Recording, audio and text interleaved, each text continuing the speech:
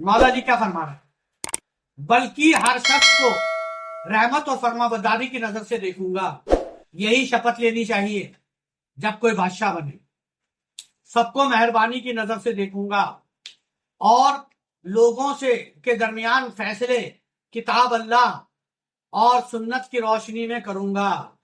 یعنی جو انصاف کروں گا قرآن اور حدیث سے کروں گا.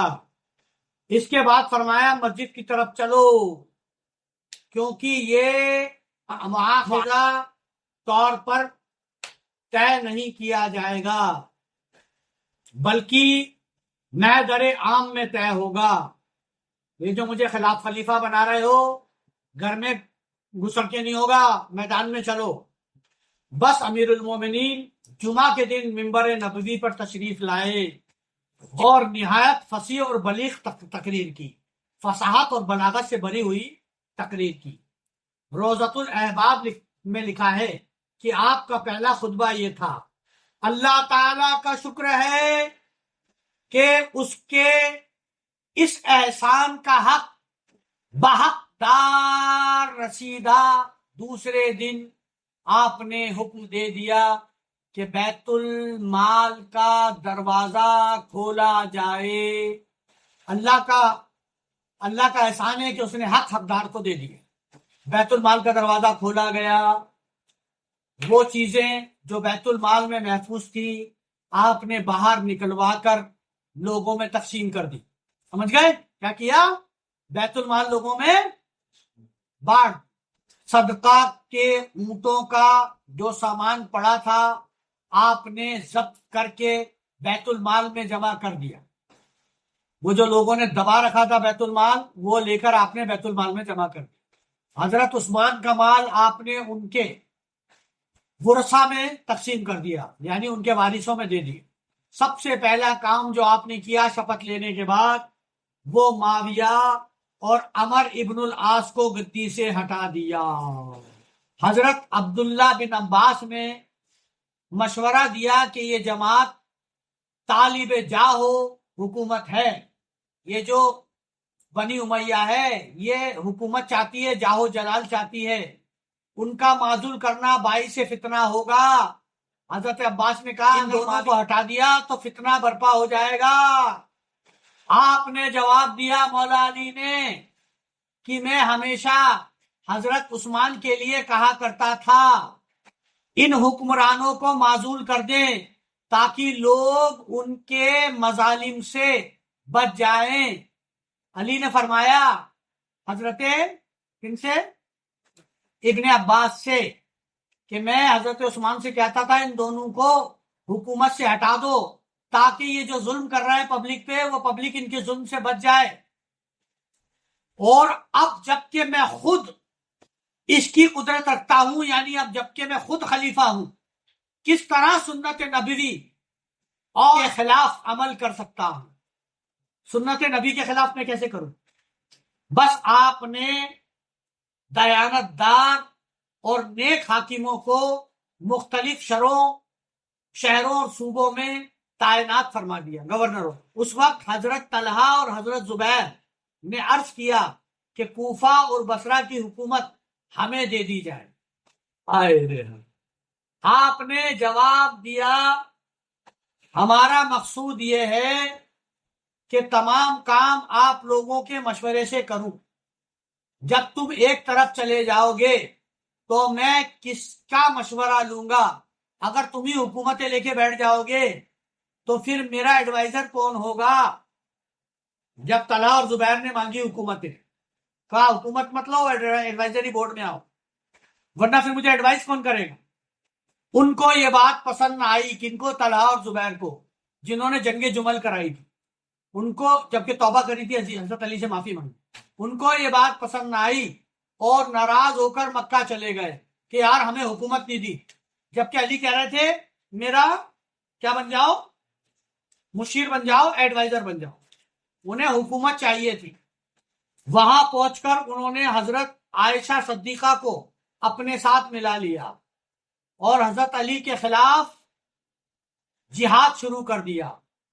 اب یہ حضرت طلحہ اور زبیر چلے گئے مکہ معظمہ، چلے گئے اور حضرت عائشہ کو اپنے ساتھ ملا لیا اور حضرت علی کے خلاف جہاد چھیڑ دیا، رسول اللہ کی بیوی کے ساتھ مل کر علی کے ساتھ جہاد چھیڑ دیا۔ حضرت ام سلمہ حرم مطہرہ میں رسول اللہ صلی اللہ علیہ وسلم اور حضرت عبداللہ بن عباس نے بہت سمجھایا، اور رسول اللہ صلی اللہ علیہ وسلم کی یہ حدیث مجمع میں پڑھی، لیکن کوئی اثر نہ ہوا۔ حدیث بھی پڑھ کے سنائی، کون سی حدیث؟ قال النبی صلی اللہ علیہ وسلم علی خلیفتی علیکم فی حیاتی و مماتی، کیا فرمایا؟ علی خلیفتی بنکم فی حیاتی والمماتی، ومن عصاہ فقط عصانی، ومن عصانی فقط عصى اللہ، ومن عصى اللہ فقط کفرا۔ کون سی حدیث سنائی عائشہ کو، طلحہ بن زبیر کو، ام سلمہ نے اور حضرت عباس نے؟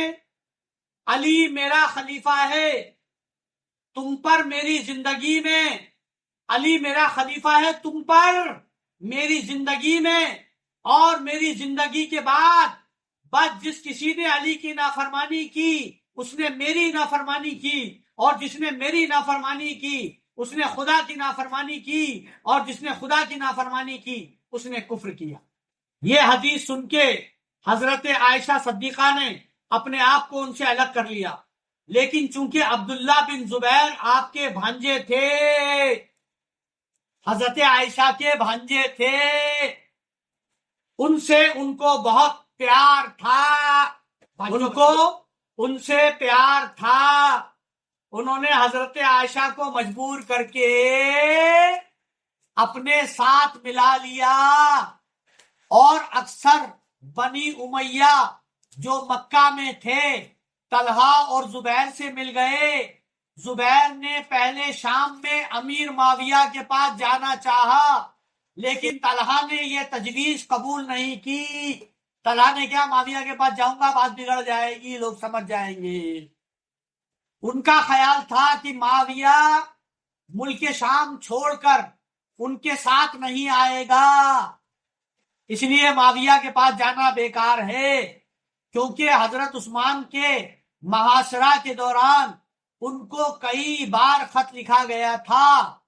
جب محاصرہ ہوا تھا عثمان کا تو معاویہ کو کئی بار خط لکھا، لیکن معاویہ نہیں آیا، اور نہ مجھے ملک شام میں آنے دیا گیا۔ میں نے معاویہ سے شام میں ملنے کی کوشش بھی کی، سیریا میں، لیکن معاویہ نے وہاں بھی نہیں آنے دیا۔ آخر یہی ہوا، نہ معاویہ نے ان کا اتباع قبول کیا اور نہ ان کے ملک شام کے اندر آنے دیا، اور یہی ہوا۔ طلحہ اور زبیر کو جب عائشہ نے معاویہ سے ملنے بھیجا یا یہ معاویہ سے ملنے گئے تو معاویہ نے انہیں شہر میں داخل ہی نہیں ہونے دی۔ مروان حضرت عائشہ کی فوج کا سپہ سالار بنا، بس طلحہ اور زبیر نے حضرت عائشہ صدیقہ سے مل کر ایک لشکر تیار کیا علی کے خلاف، اور بصرہ پہنچ گئے، عراق۔ دوسری جانب حضرت علی کرم اللہ وجہ نے بھی سہیل بن حنیف کو مدینہ منورہ میں اپنا قائم مقام بنا کر بصرہ کی طرف روانہ ہوئے۔ روضۃ الاحباب میں حضرت ابن عباس سے روایت ہے کہ جب حضرت امیر المومنین علی کرم اللہ وجہ کریم کا گزر موضع ذی الوقار سے ہوا، حضرت خواجہ اویس کرنی نہایت اخلاص سے باہر نکلے۔ کہاں سے؟ جب آپ کا قرن سے گزر ہوا تو حضرت اویس کرنی وہاں سے باہر نکلے اور حضرت علی سے آ کر مل گئے۔ آپ نے ان کی بہت تعظیم کی۔ اس کے بعد حضرت اویس نے کہا، یا علی ہاتھ بڑھائیے تاکہ میں آپ سے بیعت کروں۔ اویس کرنی مولا سے بیعت ہوئے۔ آپ خلیفہ برحق ہیں، الغرض اسی وقت وہ حضرت علی کے ساتھ، اسی وقت سے حضرت علی کے ساتھ رہے، حتیٰ کہ جنگ صفین میں معاویہ کی فوج سے لڑتے ہوئے شہید ہو گئے۔ علی کی طرف سے شہید ہوئے تھے اویس کرنی، اور آپ کے مرید تھے۔ امام عبداللہ یافعی اپنی تاریخ میں لکھتے ہیں کہ خواجہ اویس کرنی حضرت علی کی خدمت کرتے ہوئے جنگ صفین میں معاویہ کے لشکر کے ہاتھوں سن 37 ہجری میں شہید ہوئے.